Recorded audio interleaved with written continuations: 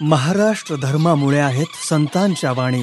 ज्ञानेश्वर, तुकाराम, चोखामेळा, एकनाथ यांनी शिकवलं धर्म म्हणजे समता, प्रेम आणि करुणा।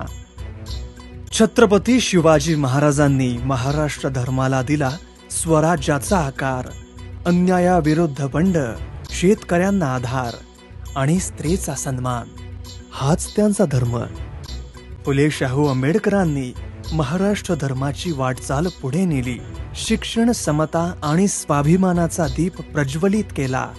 आज महाराष्ट्र धर्म म्हणजे सत्य, न्याय, समता आणि स्वाभिमान। हा धर्म कोण्या पंथाचा नाही, तो आहे संपूर्ण समाजाचा। जय महाराष्ट्र। महाराष्ट्र धर्मामुळे आहेत संतांच्या वाणी। ज्ञानेश्वर, तुकाराम, चोखामेळा, एकनाथ यांनी शिकवलं धर्म म्हणजे समता, प्रेम आणि करुणा। छत्रपती शिवाजी महाराजांनी महाराष्ट्र धर्माला दिला स्वराज्याचा आकार।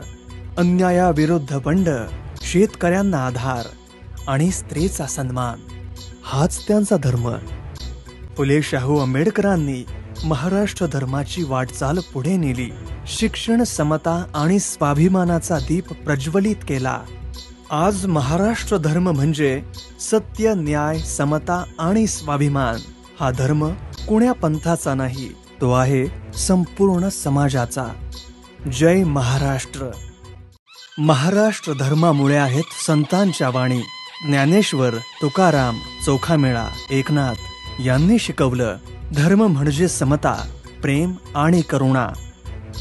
छत्रपती शिवाजी महाराजांनी महाराष्ट्र धर्माला दिला स्वराज्याचा आकार।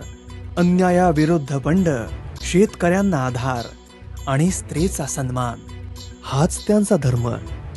फुले शाहू आंबेडकरांनी महाराष्ट्र धर्माची वाटचाल पुढे नेली।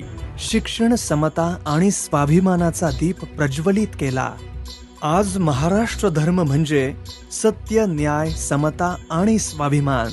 हा धर्म कोण्या पंथाचा नाही, तो आहे संपूर्ण समाजाचा। जय महाराष्ट्र। महाराष्ट्र धर्मामुळे आहेत संतांच्या वाणी। ज्ञानेश्वर, तुकाराम, चोखामेळा, एकनाथ यांनी शिकवलं धर्म म्हणजे समता, प्रेम आणि करुणा। छत्रपती शिवाजी महाराजांनी महाराष्ट्र धर्माला दिला स्वराज्याचा आकार।